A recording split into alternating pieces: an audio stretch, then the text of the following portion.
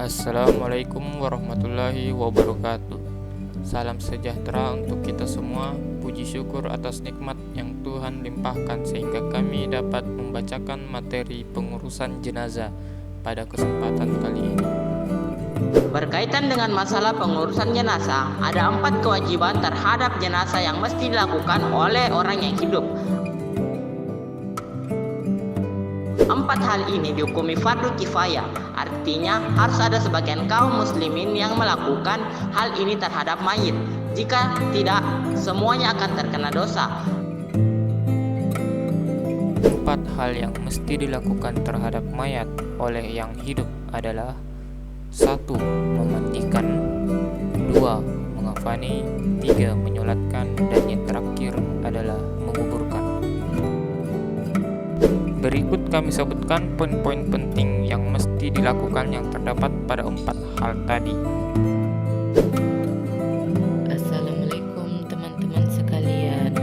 Di sini saya akan menjelaskan tahapan yang pertama dari pengurusan jenazah, yaitu memandikan mayat.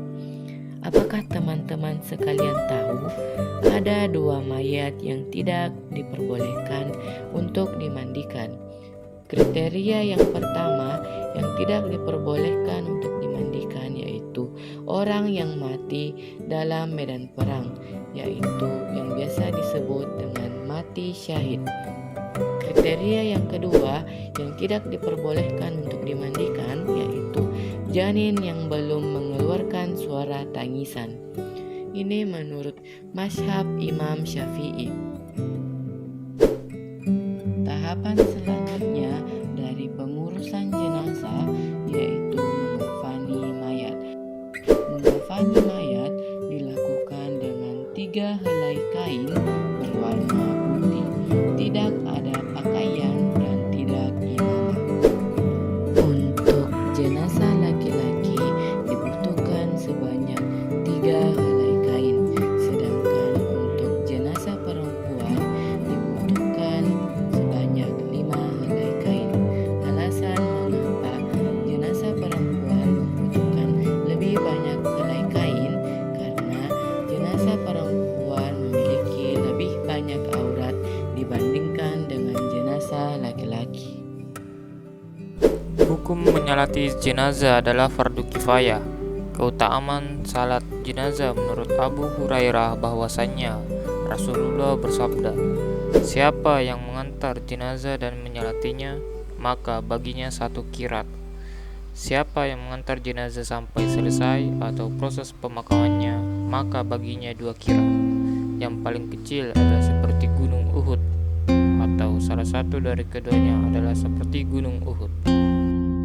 Syarat jenazah memiliki beberapa syarat sebagaimana syarat dalam melaksanakan sholat fardu, yaitu: 1. Badannya suci, 2. Suci dari hadas kecil maupun besar, 3. Menghadap kiblat, dan yang terakhir adalah menutup aurat. Yang membedakan antara sholat jenazah dan sholat fardu adalah bahwa sholat jenazah tidak terikat waktu. Rukun sholat jenazah: 1. Niat, 2. Berdiri bagi yang mampu, 3. Takbir sebanyak 4 kali, 4. Membaca Al-Fatihah dengan suara lirih, 5. Membaca sholawat kepada Rasulullah SAW, 6. Doa kepada mayat, 7. Membaca doa setelah takbir keempat, 8. Salam. Cara menyolati jenazah: 1. Letakkan jenazah di hadapan imam. Imam berdiri di hadapan kepala mayat jika mayat itu laki-laki. Jika mayatnya perempuan, maka imam berdiri di tengah-tengah mayat. Kemudian makmum berdiri di belakang imam. Kedua, imam bertakbiratul ihram diikuti makmum. 3. Berta'awudz membaca basmalah, tidak membaca doa iftitah, membaca Al-Fatihah, semuanya dibaca lirih. Keempat, takbir kedua seraya mengangkat tangan kemudian membaca sholawat. Kelima, kemudian takbir ketiga sambil mengangkat tangan dan berdoa untuk terakhir adalah takbir terakhir lalu salam. Menguburkan mayat.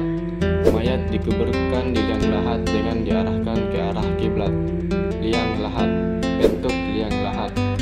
Mayat dimasukkan dalam kubur dengan mengekirkan kepala dan dimasukkan dengan lemah lembut. Bagi yang memasukkan ke liang lahat hendaklah mengucapkan Bismillah wa ala milalti Rasulillah, dengan nama Allah dan di atas ajaran Rasulullah. Larangan terhadap kubur. Dilarang mendirikan bangunan di atas kubur dan tidak boleh kubur di semen.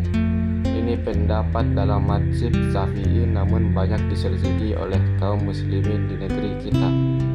Karena kubur yang ada saat ini dipasangi kijing, marmer, dan atap. Padahal terdapat hadis dari Jabir, ia berkata, Rasulullah Sallallahu Alaihi Wasallam melarang dari memberi semen pada kubur, duduk di atas kubur, dan memberi bangunan di atas kubur. Hadis riwayat Muslim nomor 970. Terhadap keluarga mayat, boleh menangisi mayat asal tidak dengan nihayah, merayap atau meraung-raung, dengan suara teriak atau keras. Diharapkan keluarga sabar dan ridho.